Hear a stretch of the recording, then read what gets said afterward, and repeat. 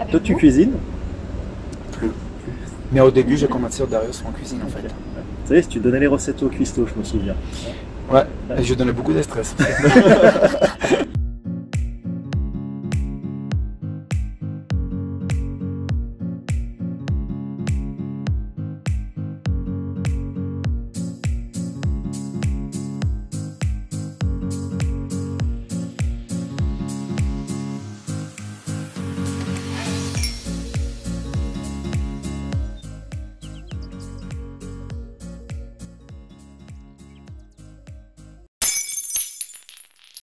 Santé Santé. et bienvenue au Métropole. Merci.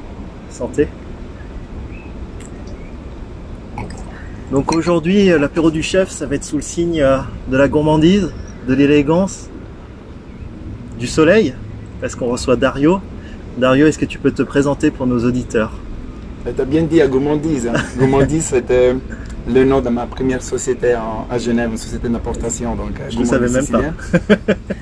Tu vraiment deviné. Je suis d'origine sicilienne, donc j'ai grandi à Palerme. Ce sont mes racines. J'ai eu la chance, grâce à la Sicile, de vivre entre la mer et la campagne. Ouais. Donc je me rappelle bien, j'allais les matins au réveil tout de suite à la pêche, j'allais chercher le sourcin pour revendre au restaurant par la suite. C'était mon premier business. Mais souvent, on s'est retrouvés tous en famille à la campagne pour préparer la sauce tomate. On préparait une fois par année la sauce tomate, donc chacun il avait un rôle. C'était vraiment une petite usine à maison où on allait prendre la récolte des olives pour faire l'huile. Ouais.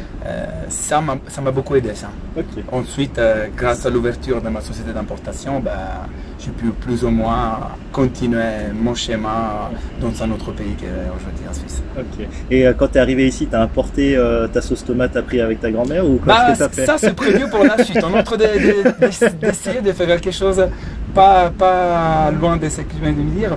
En fait, on aimerait bien préparer ces sauces tomates, mais pour les clients, pour l'apporter à la maison avec un petit descriptif, comme l'utiliser, avec des pâtes aussi. Pourquoi pas? On est en train de réfléchir, mais dans notre restaurant, effectivement, on a gardé quand même toutes les recettes des traditions en fait.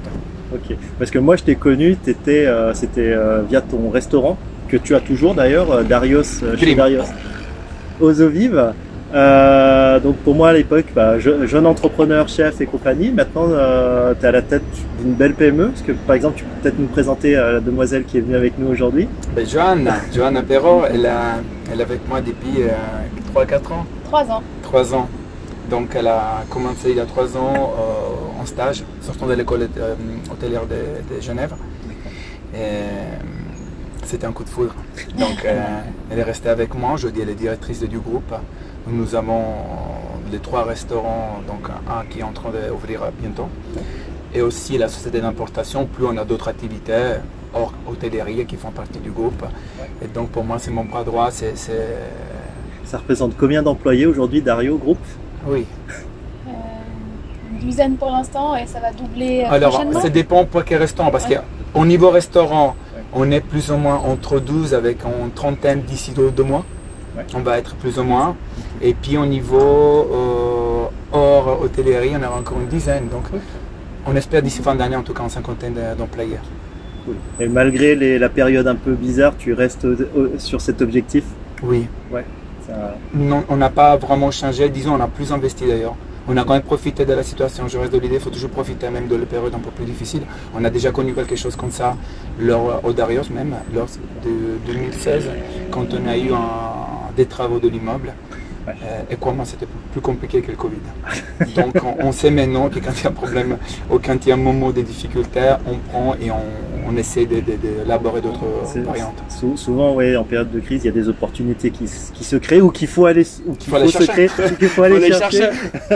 Et donc, tu as parlé des eaux vives. L'autre restaurant, celui qui est en fonction, le Carnet. Alors, le Carnet était mon 3e restaurant. J'avais eu déjà le Simpliché qui par la suite je cédais à un de mes anciens employés, le cuisinier d'ailleurs. Et j'ai ouvert donc le Carnet qui est en Confédération Centre, donc Place Mémont. C'est un petit cours, il se trouve derrière Confédération Centre. Il est ouvert depuis 5 ans.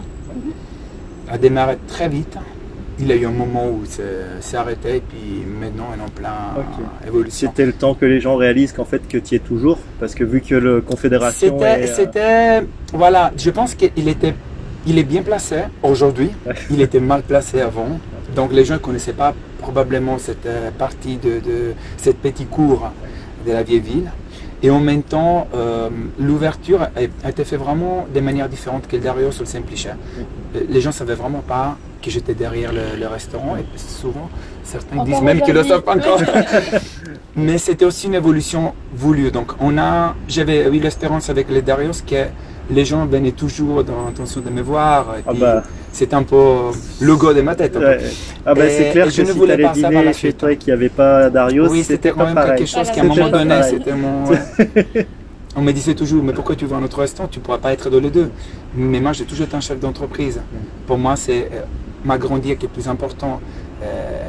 Il y a beaucoup de chefs qui font, je dis ça, mais ils ne sont pas dans tous les restaurants. À un moment donné, c'est quand même une entropie qui s'est mise en place. C'est pour ça qu'il y a des gens comme Johanna qui sont à mes côtés. Et comment on supporte un chef d'entreprise qui a plein d'idées, plein de passions Bien, on s'ennuie jamais. Il faut que je parte pour raconter des choses. On fera un apéro juste avec elle. C'était très difficile au début, hein. Ça allait dans tous les sens. Il faut prendre le rythme. Ouais. Il faut savoir s'organiser, avoir une bonne mémoire. Parce que Dario a une mémoire imbattable. Je déteste les gens qui oublient les choses.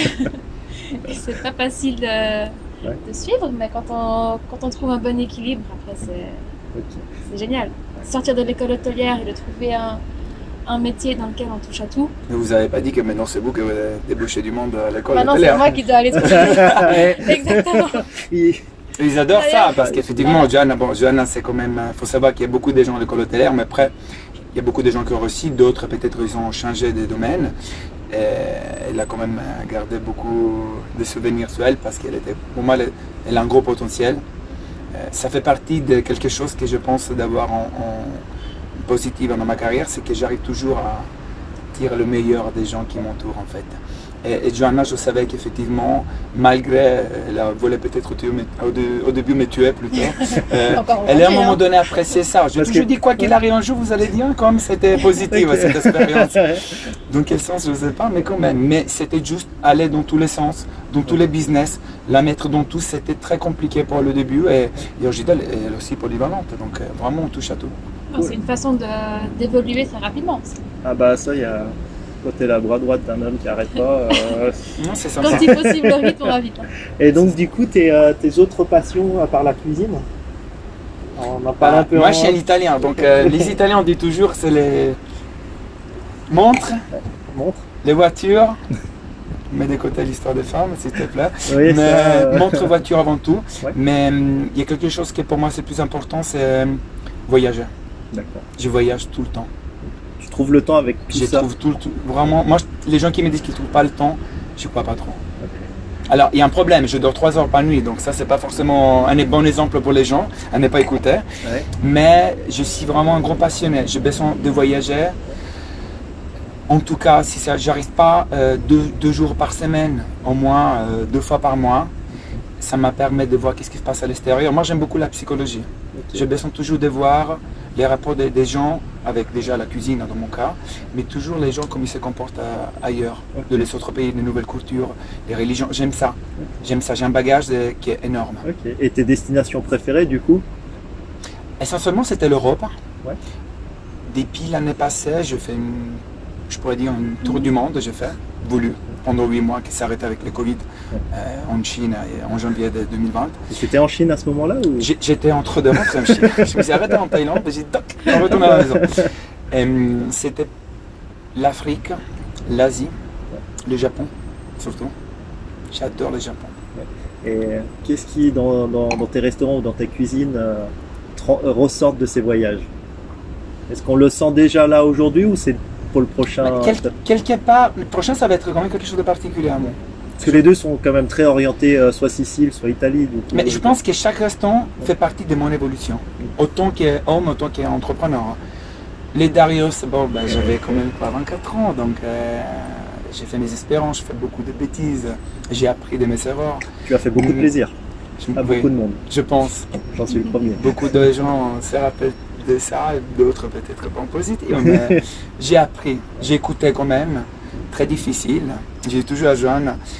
Quelque chose que j'ai beaucoup appris avec les Darios, mais surtout avec les carnets par la suite, c'était de pouvoir déléguer aux gens. Ouais. Quand j'étais au Dario, je n'arrivais pas à faire ça. J'étais partout. Là, je ne vais vraiment pas dévier. J'ai renoncé beaucoup à ma vie privée à cause de mon travail. Je ne regrette pas. J'ai quand même une famille qui est très proche. Et c'est ma force aujourd'hui. Donc, j'ai la protection de ma famille, c'est mon clan. Ouais. Et mon travail, c'est aussi mes employés, c'est aussi mon clan, mes collaborateurs, c'est quelque chose d'important. Aujourd'hui, qu'est-ce que j'apprécie le plus de la restauration? On est resté les mêmes. Je reste dans le simple. On a la chance qu'on importe nous-mêmes la moitié des produits, voire plus aujourd'hui. Donc tu connais le producteur, tu connais le... On ne cherche pas... on va le chercher. On ne cherche pas trop les complications. Ce matin, je reçois une vidéo. Depuis 2 ans, je me suis mis dans le potagère. J'ai pris un gros terrain et on produit nous-mêmes. En partie, on le produit au sud de l'Italie, mais ici, je produis pas mal de choses. Ah, tomates, le potager ici, oui. À Genève? Quand même pas mal, de la zone de Vendeuvre et Cholet. On a fait la récolte des cerises il y a 2-3 jours avec un de mes cuisiniers. Ce matin. Et ce matin, il partait, donc j'ai toujours envoyé les vidéos. Et puis, c'est compliqué, c'est tout le petit cerises, donc tu as les noyaux dedans. Il m'a dit il fallait quand même acheter quelque chose pour les sortir. Il les faisait tous à la main. Et on faisait aujourd'hui donc la confiture. Et puis dès là, justement, ce soir, on va créer 2-3 recettes. Okay. Je vais poster sur Instagram. Et on s'amuse avec ça. Donc on reste dans le simple. On a le produit de base. On n'a pas besoin de faire 36 000 sauces. En tout cas, en cuisine italienne, on n'en a pas besoin. Ouais. Et ça, quand je voyage, je me rends compte que les gens, de toute façon, cherchent le populaire. Ils cherchent le traditionnel n'importe où tu vas dans le monde. Ouais. On a besoin de ça. On en discutait il y a comme un moment, on était parti sur des délires en cuisine, où on faisait de la cuisine moléculaire. Plus c'était compliqué, plus je crois que c'était on leur disait que c'était la recette du succès. C'était immense dans le mode. Ouais. Puis maintenant, je crois qu'on revient aux valeurs essentielles, la bonne cuisine simple. Ouais. Simple, mais enfin. Mais les choses changent, même à Genève. Il y a plein de jeunes qui s'investissent dans le restaurant, je suis très content. Je vais pas mal aux foires d'Italie. Je connais pas mal de monde et cette année par exemple en 2019, quelqu'un me disait, j'ai vu plein de jeunes venant de Suisse qui sont en train de s'entreprendre dans des restaurations, etc., qui sont venus demander conseil, qui pour l'alimentaire, qui aussi pour la décoration. Il y a un changement, les gens se lancent plus facilement, les frontières sont ouvertes, hein, ouais. Donc il faut savoir que les gens commence à s'investir, ça fait que la barre, comme on dit, elle est plus haute. Ouais. Et à nous, ça nous plaît, ça nous fait plaisir. T'aimes bien c'est le côté bien. Challenge oui, comme ça. À un moment donné, il faut quand même, il faut changer les choses. Il faut aller beaucoup plus en avance dans les choses, il faut aller chercher le produit plus particulier et puis il faut quand même un petit peu se remettre en question. Et ça, c'est notre tous les jours. Si tu as envie de donner envie à nos auditrices ou auditeurs, un plat dans chaque restaurant, ce serait quoi? Il y en a un qui est très connu au Darios, que tout le monde, je dois même le faire au Carnet, c'est les fagottines aux truffes. Ah, ouais. Qui a été, personne ici en fait, mais c'était à la base un risotto au champagne. Donc un risotto au champagne qui a été en évolution transformé par plusieurs chefs, juste à trouver la recette finale. Donc c'est des pâtes maison, donc farcies aux truffes noires. Ouais. Selon saison, après on fait une sauce qui est assez crémeuse, les gens aiment beaucoup la crème en Suisse. Il y a une base de prosecco champagne, ça dépend. Aujourd'hui, on essaie aussi d'éviter quand il y a des gens qui ont soit des allergies, soit ils ne peuvent pas forcément avoir de l'alcool dans le plat. Et selon la saison, c'est de la truffe blanche ou de la truffe noire qu'on va mettre dessous. Okay. Et au Carnet, mon Dieu, c'est la milanaise. La scaloppine à la milanaise. Ouais. Qui est en continue évolution, je ne suis jamais satisfait de ce plat. Hein. Okay. Il y a toujours un problème avec ce plat. Un jour, je la veux d'un côté et de l'autre, parce que la milanaise pour moi... Est-ce qu'elle déborde de l'assiette? Alors, il faut savoir ça. L'oreille d'éléphant, ouais. Elle est à la base faite par une côte de veau. Donc, il y a l'os fait en forme d'oreille d'éléphant. À Genève, il a pris 3000 formes différentes. Et quand on a commencé, on avait fait ça. Donc, à la base, elle est épaisse, mais très épaisse. Ici, les deux gens demandent fine, ouais. Mais fine, archi fine. Il y a qui l'ont offert à la poêle, il y a qui l'ont offert à la friteuse. Donc on a dû s'adapter. Et forcément, pas tout le monde est content. Donc je pense qu'on fait 3 variantes. Ok. Ah, tu peux choisir une trilogie de milanaises. D'accord. Soit pour le moment, on a testé d'une façon, on va en tester une autre. Ouais. Mais il fait que c'est un plat qui est très demandé. Et les gens, comme tu as dit, fine et grande. Ok. Ça, Ce sont les deux plats, je pense, qu'on pourra aujourd'hui mettre plus dans la carte. Et le troisième établissement, tu sais, déjà ouvert, en train d'ouvrir? Là, on a stoppé pour le Covid. Alors, on avait une ouverture prévue en juin. Okay. J'ai voulu prendre vraiment le temps pour cet restaurant. Il faut savoir qu'à la base, je ne prends pas d'architecte. Je fais tout par moi-même. Okay. Ça prend plus de temps. Je fais plein de conneries. Au moins tu les reconnais. Au moins tu les reconnais. J'adore. Des fois, je me mets à passer du temps. Je fais des voyages pour chercher un produit. Mais chercher un produit, comment ça pourrait être le bois que je vais mettre dans le plateau des tables, par exemple. Et je m'en prends des semaines entières, des grands voyages et des dépenses incroyables. Parce que je ne veux pas le modèle que tout le monde a, etc. Donc ça, c'est déjà quelque chose qui fait que ça a pris un peu plus de temps. On a voulu faire quelque chose, c'était regrouper un peu une centrale des productions comme un laboratoire, si tu veux, dans ce troisième, qui est déjà un restaurant qui est très grand, et ça ne va pas contre nos standings. Il est peut-être 5 fois la taille d'Andarios, ainsi que la terrasse. Il n'est pas dans notre quartier, on va de la rive droite, on va dans une zone de développement. Je pense que c'est une zone qui va en pleine expansion dans peu de temps. Il y a des projets déjà qui sont en cours, donc on sait qu'il y a quelque chose qui va se passer. Il y a une très belle école. Il y a une très belle grande école en plus. Un peu plus haut, école d'art, donc je sais que c'est aussi une de tes passions. On va profiter de ça, on va vraiment profiter de ça d'ailleurs, je pense, de l'école pour faire des petits concours. Faire des partenariats aussi. Parce qu'en off tout à l'heure, tu nous disais que tu aimais l'art, du coup. C'était un aussi de mes business passé, présent aussi, pourquoi pas. Donc j'ai toujours aimé en fait l'art.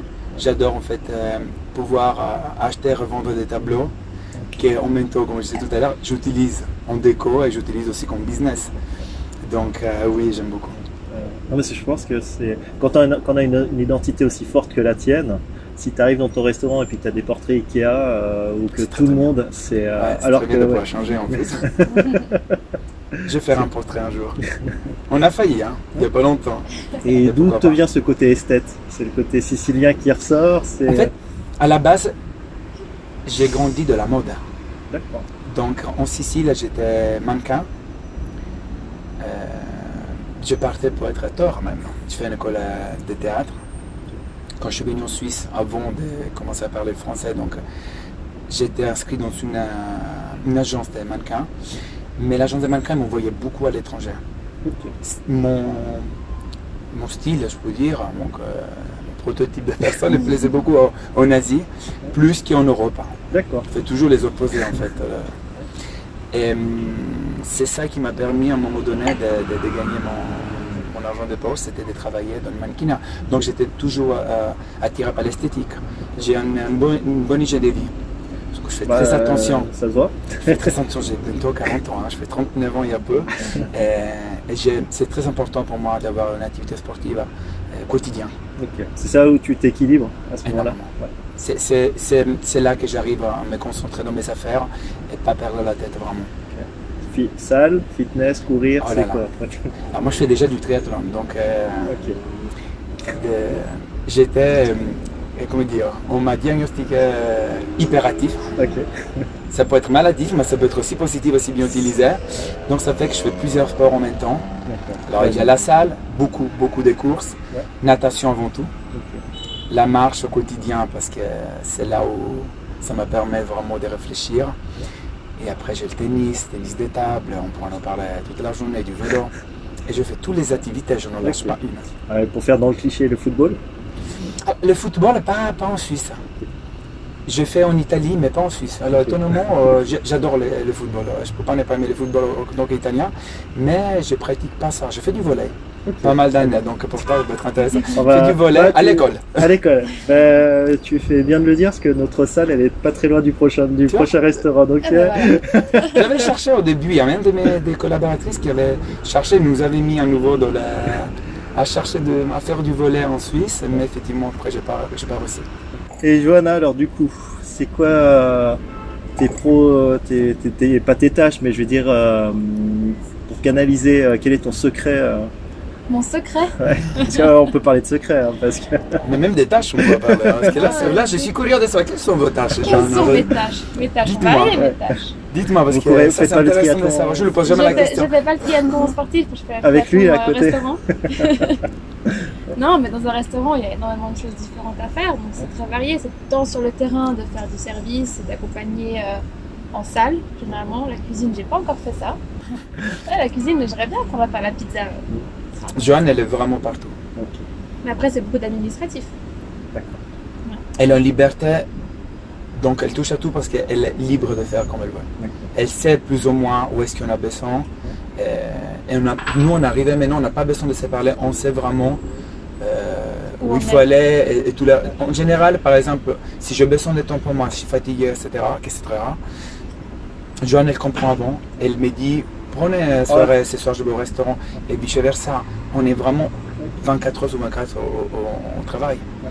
Donc il t'a vraiment transmis ce virus de l'entrepreneuriat du coup, si je comprends bien. Je pense qu'elle avait déjà quelque chose à Moi j'avais déjà le virus de la restauration depuis longtemps. Ouais. Tu as baigné dedans ou Non, pas du tout. Alors, tes parents étaient restaurateurs ça m'a toujours intriguée. D'accord. Ma mère a fait serveuse quand elle était jeune. Ok. Donc pas grand chose, mais ça m'a intriguée. Et un jour, pour avoir un petit peu d'argent de poche, j'ai trouvé un petit job en service. Ouais. Et depuis ce moment-là, j'ai jamais voulu arrêter. Ouais. Quel souvenir tu gardes de l'école hôtelière?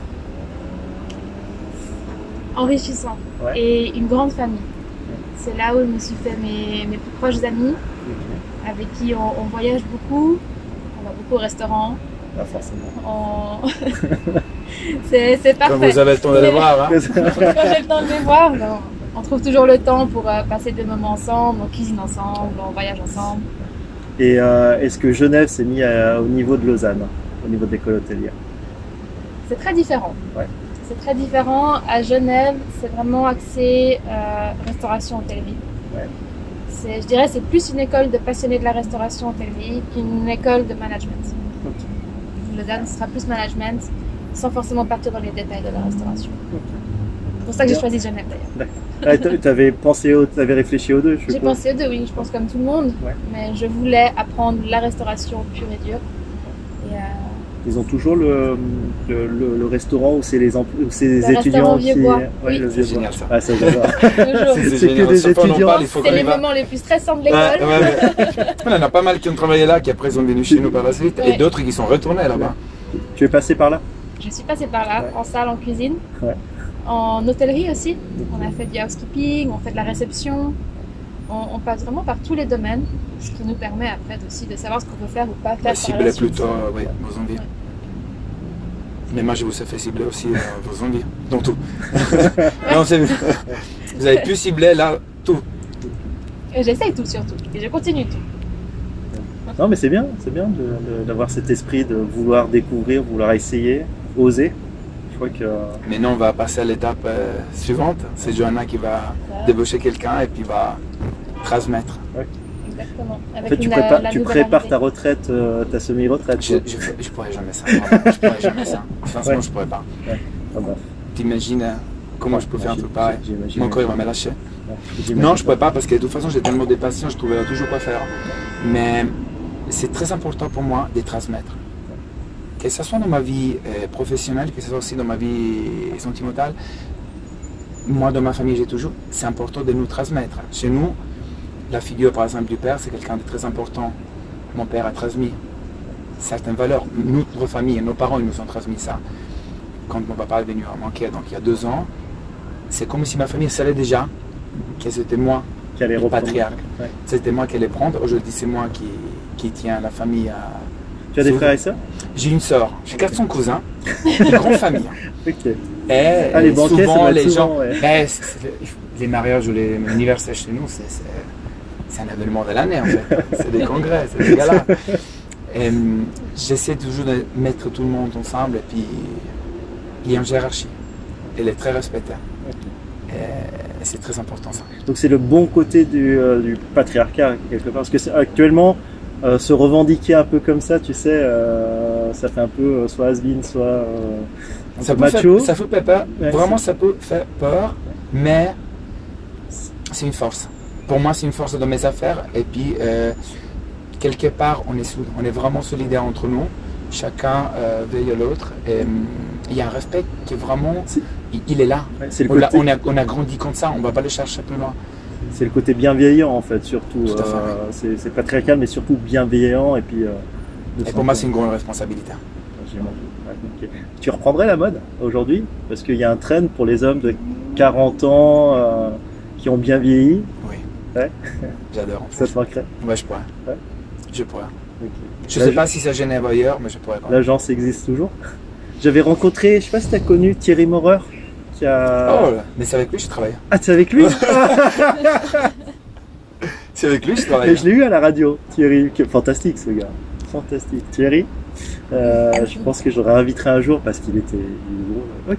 La mode, oui. Ouais. Les choses changent, les époques changent.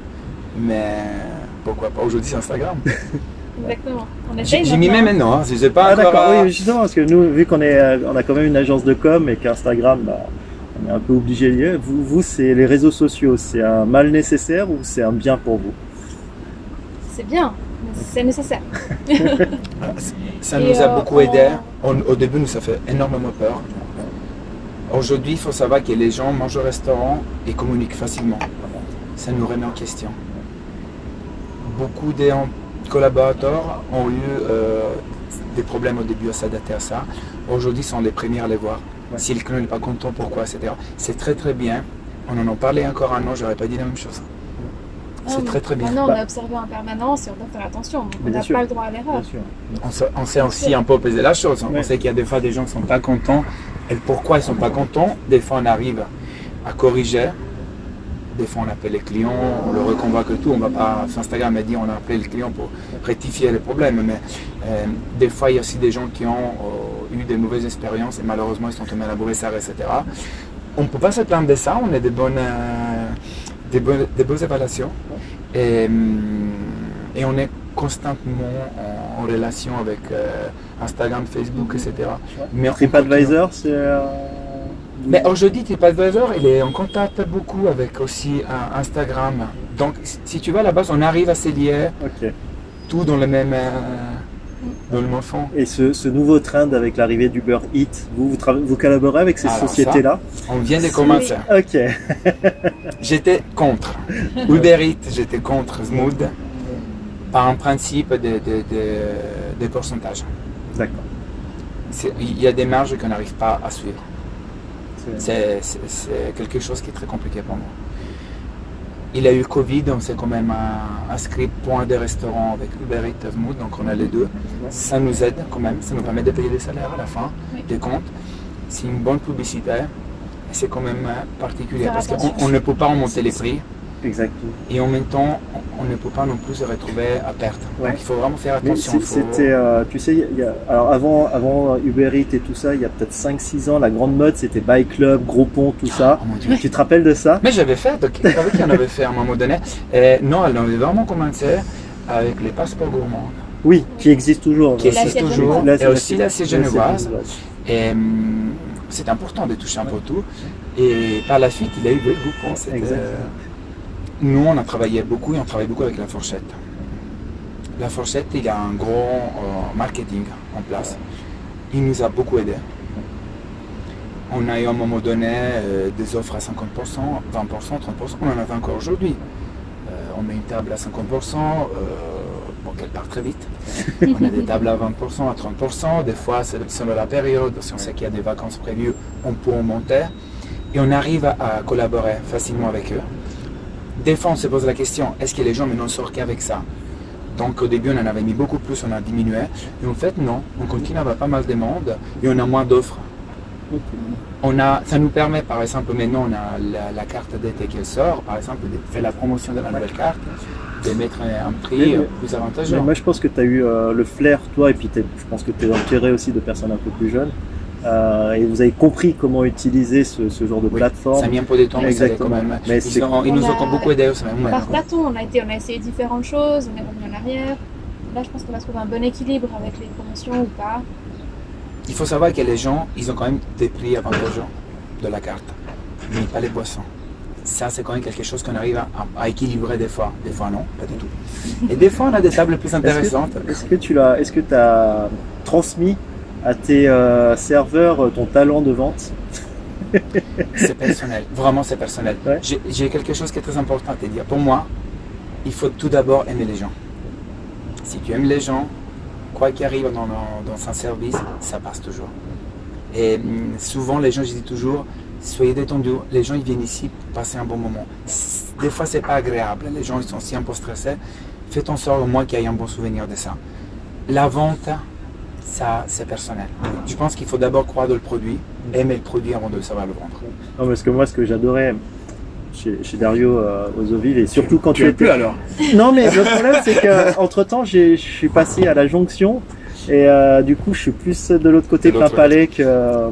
Mais j'ai une invitation pour toi la semaine prochaine. Donc, on va gérer ensemble, tu vas reprendre les habitudes. C'est ça. Mais moi, ce que j'adorais, c'était qu'en fait, tu étais cette force de proposition. Tu étais capable de suggérer un plat, et puis le vin qui allait avec. Enfin, toujours des. Où tu te renseignais un peu sur les goûts et tu nous faisais sortir un petit peu de ce qu'on aurait tout pris habituellement, tu vois, les pâtes traditionnelles ou ce genre de choses. Et ça, c'est ce que j'avais vraiment apprécié. Disons que le principe, c'était qu'est-ce qu'on a de frais aujourd'hui. N'oublie pas que j'ai commencé derrière sans carte. C'est un gros scandale quand je commençais. Les gens étaient choqués. Les gens, ils ne comprenaient pas. Nous, on a ça aujourd'hui en frais et on nous fait des plats. C'était le principe du derrière. Par la suite, on a dû faire un menu aussi par obligation. Et je me suis quand même adapté, mais on reste toujours dans le même esprit. Si aujourd'hui j'ai les cerises, je me trouverai 3 plats avec des cerises que je vais proposer aux clients. Ça, les employés arrivent à faire. Aussi parce qu'ils ont plaisir de le faire. On a beaucoup parlé du business des restaurants, tout ça. J'ai pour l'habitude de faire un peu le portrait, ce que j'appelle portrait chinois de l'invité. Donc je vais te poser des questions très bêtes, des fois intelligentes, et puis tu le réponds comme tu le sens. Pronti. Tu as le droit de participer aussi. Hein, donc la question par laquelle je commence toujours, c'est comment on devient chef? Oui. Je pense qu'on ne devient pas chef. On est chef. On l'est depuis la naissance, chef. Moi, j'ai toujours été un leader, donc j'ai toujours été un numéro 1 et pour ça, je suis un chef. Okay. En tant que chef, tu es plutôt sado ou maso? Les deux. Tu confirmes? Confirme. Ouais. Dans le sens du terme. Le matin, sous la douche, tu chantes quoi? Les matins? Ou le soir, enfin, sous la douche, qu'est-ce que tu chantes? Le problème, c'est que moi, je me douche tout le temps au sport, mais je suis au téléphone même de la douche, ça t'étonnera. Ok, maintenant j'étais capable de choquer des gens en fitness, que je suis capable de parler au téléphone avec des écouteurs à la douche. Ah ouais. C'est quoi ce bruit derrière vous? Ah, je suis la douche. Plus que chanter, je parle en fait. Je communique. Est-ce que tu as déjà eu le coup du... t'as oublié que tu étais en visio du coup, sous la douche, avec le téléphone? Non, mais ça m'est arrivé que c'est parti la vidéo. Ça m'est arrivé même hier quand j'ai mis dans la poche le téléphone. Il dit mais vous faites quoi là? Et puis je mettais mes pantalons le téléphone et il avait la vidéo qui partait. Okay. Heureusement. Du coup, alors si tu chantes pas, mais une musique que tu écoutes pour faire un câlin? J'écoute beaucoup les musiques de mes parents, les musiques italiennes de l'époque. Je voyageais beaucoup dans ces musiques-là, donc Lucio Battisti par exemple. C'était pas mon époque. Je pense qu'il est décédé lorsque je suis né. Donc j'écoute beaucoup ces chantants et j'en chante aussi. Un film que tu adores? La vie est belle. Ah ouais, magnifique. Un réalisateur que tu adores? C'est le nom. Oui, Bénigne. Non, Bénigne. Un acteur ou une actrice? Un acteur. Je me pensais à ça. Un acteur, ça pourrait être même Brad Pitt. Tiens. J'aime bien parce qu'il fait plusieurs rôles et il joue très très bien. Il a vraiment réussi à passer du beau gosse au super acteur. J'ai regardé beaucoup, j'aimais beaucoup. Même j'allais chez le coiffeur demander de faire la même quand j'étais petit. J'aime bien. Pour passer une soirée à refaire le monde, avec quelle célébrité tu aimerais passer cette soirée-là? Et accessoirement, plus si affinité. Ça peut être les deux. Passe l'info. vous avez plus d'envie que moi. Alors ça, quelle célébrité? Déjà, il faut savoir que je suis très nulle en nom. D'accord. Donc, je pourrais peut-être vous décrire la personne à laquelle je pense. Ce sera un rébut. Mais est-ce que c'est plutôt un acteur? Est-ce que c'est plutôt quelqu'un... Non, je pense que si vous voulez refaire le monde, je prendrais quelqu'un qui est plus influent. D'accord. Pas forcément dans l'art. Peut-être plus dans... Dalai Lama? Dans quelque chose d'humanitaire, quelque chose de plus... Ouais, Dalai Lama, pourquoi pas. Oui, c'est que je pense que les gens de plus en plus aujourd'hui retournent sur ça. Exactement. Et le aussi plus affinité? Ce sera pas le Dalai Lama, non? Ah non, dommage. Tu croises le gamin que tu étais à 16 ans. Qu'est-ce que tu lui dis? Courage. Non, je dis juste de ne pas avoir de peur. Parce que c'était l'âge où j'avais beaucoup de peur. C'est l'âge où je ne savais pas encore le potentiel qu'il y avait en moi. Je lui dirais fais confiance et vas-y. Ça a été quoi le déclic pour toi? Cette prise de confiance? Une rencontre? Un boulot? Non, quelque part, il y a eu un moment donné, je me suis toujours dit je suis un numéro 2, juste à l'âge de 14 ans, parce que je ne voulais pas être en avant. J'étais assez timide et pudique, au fond de moi. J'apprends des choses aujourd'hui. Oui. Ouais. Ça m'a aidé. J'ai travaillé dans des villages de vacances. J'étais de l'animation. Faire du spectacle, tout ça, ça m'a beaucoup cassé le contexte de la timidité. Tout ça, j'ai compris que je pourrais être autant timide en privé, mais je pourrais être vraiment partant autour de travail. Donc j'étais une prima fila, comme on dit en italien. Je pense que c'est là, quand j'ai fait ma première expérience au village de vacances, que j'ai compris que je pourrais me lancer dans tout. Est-ce que c'est à ce moment-là que tu t'es créé le personnage d'Arios? Oui, être devant le public, faire du spectacle, c'était incroyable. J'arrivais en fait à créer comment dire, j'ai donné une autre image de moi, mais en fait j'étais la même personne. Mais dans ma tête, j'arrivais à faire des choses que jamais j'avais pensé de faire. Même aller danser dans une petite discothèque, me mettre en plein public, j'aurais pas pu faire ça. Et là, tu es en prima vie, là, tu es en train de donner un show aux gens. Et c'était bien. Là, j'ai vraiment pris conscience de beaucoup de choses. Et après, mon premier business aussi, quand même. Bien sûr. Là, tu parlais de boîte de nuit. Aujourd'hui, une soirée parfaite pour toi, c'est champagne, pump and up, boîte de nuit? Ça n'a jamais été ça. J'ai travaillé la nuit. C'est très bien, donc non, ça n'a jamais été ça. Moi, c'est vraiment maison, famille et potager. J'adore ça. J'adore ça. Je passe des après-midi au retour du travail, j'adore passer le temps dans mon potager et boire un verre avec la famille ou des amis. J'adorerais un jour, tu sais, te voir sortir d'un shooting ou quelque chose comme ça, d'un défilé. Tac. Super apprêté, tac, dans le potager. On va faire en parlant toujours d'Instagram, on va créer quelque chose concernant des produits qu'on produit nous-mêmes. Et on va pouvoir l'utiliser pour les restaurants. Et je montrerai vraiment qu'est-ce qu'on fait au quotidien. J'aime beaucoup ça, vraiment, ça me détend. Ah bah, je pense. C'est très important. Une ou un entrepreneur très jeune t'écoute là, tu lui dis, quel conseil tu lui donnes? J'ai connu un garçon que j'aurais vu il y a un jour, qui est en train de se lancer dans un business